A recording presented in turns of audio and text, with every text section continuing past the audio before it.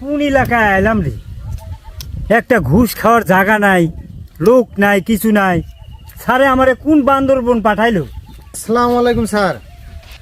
ওয়ালাইকুম সালাম। স্যার, আপনার একটা প্রশ্ন করব, আমার প্রশ্নটার আজকে উত্তর দিয়ে যাবেন। কি প্রশ্ন কও তো দেখি। আচ্ছা স্যার, আপনারা যে চাকরি করেন ঘুষ নেন কেন? এই বেটা, 70 লাখ টাকাতে চাকরিটা লইছি, আমি ঘুষ খাম না তো তুই খাবি?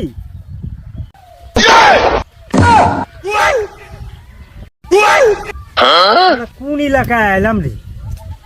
একটা ঘুষ খাওয়ার জায়গা নাই, লোক নাই, কিছু নাই। স্যারে আমারে কোন বান্দরবন পাঠাইলো?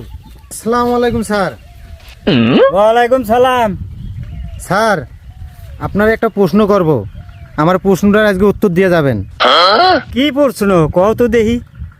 আচ্ছা স্যার, আপনারা যে চাকরি করেন ঘুষ নেন কেন? এই বেটা, 70 লাখ টাকাতে চাকরিটা লইছি, আমি ঘুষ খাম না তো তুই খাবি?